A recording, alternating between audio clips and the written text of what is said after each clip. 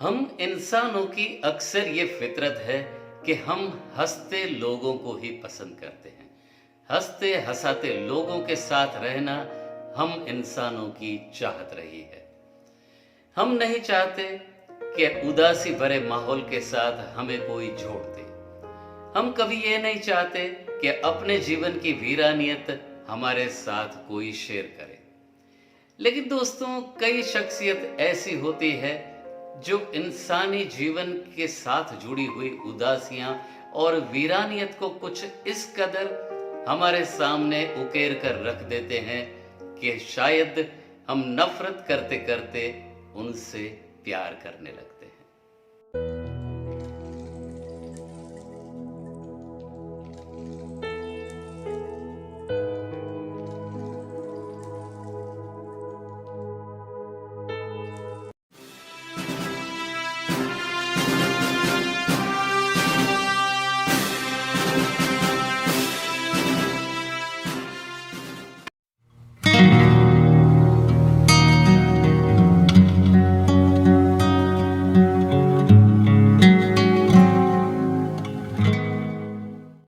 भारत के western zone के गुजरात कच्छ भुज से दिल तक जेडी चैनल पर मैं जितेश दवे आप सभी दोस्तों को नमस्कार, सत श्री अकाल, आदाब। दोस्तों, आज बात करनी है एक ऐसी शख्सियत की जिसने हम इंसानों के जीवन के साथ जुड़े रंजो गम को, उदासियों को, वीरानियत को और उस पूरे स्याह रंग को कुछ पर्दे पर इस कदर अपने अभिनय के साथ, अपने दिग्दर्शन के साथ, अपने प्रोडक्शन के साथ इस कदर जोड़ करके हमारे सामने पेश किया, जो हम उन वीरानियत को देखते देखते उस महान शख्सियत के प्यार में पड़ गए। जी हाँ दोस्तों, बात करनी है हिंदी फिल्म जगत के मशहूर व मारूफ निर्देशक, प्रोड्यूसर, अभिनेता, कोरियोग्राफर गुरुदत्त साहब की। साल 1925 से लेकर साल 1964 तक के सिर्फ निहायत 39 साल के अपने जीवन काल के दौरान साल 1944 से लेकर साल 1964 तक 20 से 21 साल के दरमियान गुरुदत्त साहब ने हमारे लिए हिंदी फिल्म जगत में अभिनय की, निर्देशन की और प्रोडक्शन की वो मिसालें कायम कर दी जिनकी आज हम जिक्र करते करते जबान थक जाती है। गुरुदत्त साहब ने जो फिल्में हमारे लिए नजर की, उनमें हम एक हैं बाजी, जाल, बाज, सुहागन जो साल 1954 में बनी, Aar Paar, mister and missus 55, सौतेला भाई, भरोसा, सुहागन जो साल 1964 में बनाई, बहुरानी, सांझ और सवेरा, पिकनिक और बहारें फिर भी आएंगी। आखिर में हमने जो दो फिल्मों का जिक्र किया, पिकनिक जो साल 1964 में गुरुदत्त साहब ने शुरू की थी और साल 1966 में एक फिल्म आई थी बहारें फिर भी आएंगी।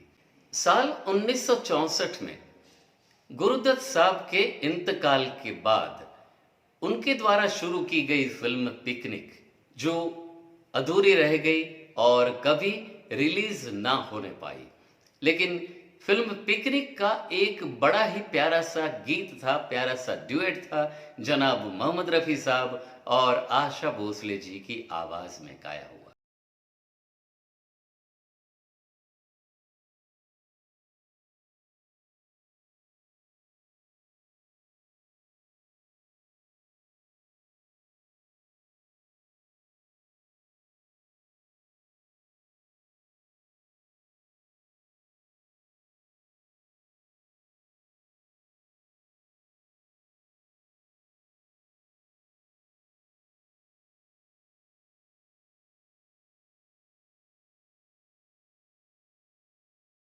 रंगीन है ये चांद, ये प्यारा सा गीत पिक्चराइज हो गया गुरुदत्त साहब पर और रफ़ी साहब ने और आशा भोसले जी ने बड़े ही खूब अंदाज में ये गाना गाया हुआ था। लेकिन इस गीत को कभी भी सिल्वर स्क्रीन नसीब ना हो पाया और गुरुदत्त साहब का रफ़ी साहब के साथ जोड़ा गया ये ख्वाब हमेशा के लिए अधूरा ही रह गया। साल 1964 में गुरुदत्त साहब के निधन के बाद, उनके इंतकाल के बाद उनके द्वारा अधूरी रह गई और एक फिल्म थी बहारें फिर भी आएंगी। गुरुदत्त साहब के निधन के बाद उनके भाई आत्माराम जी ने फिल्म बहारें फिर भी आएंगी शुरू की फिर से, और जिस जिस जगह पर गुरुदत्त साहब ने अभिनय दिया था उनको रिप्लेस किया गया धर्मेंद्र जी को लेकर के, और धर्मेंद्र जी के द्वारा उनके द्वारा अभिनीत, गुरुदत्त जी द्वारा अभिनीत एक गीत पर फिर से अभिनय किया गया। आपके हसीन रुख पे आज नया नूर है। ये दोनों फिल्में और दोनों गीत जिस पर गुरुदत्त साहब ने अभिनय दिया था और आवाजें थी जनाब मोहम्मद रफ़ी साहब की, लेकिन ये दोनों गीतों पर सिल्वर स्क्रीन पर पहुंचने का गुरुदत्त साहब का जो ख्वाब था वो ख्वाब ही रह गया, वो कभी भी पूरा ना हो पाया।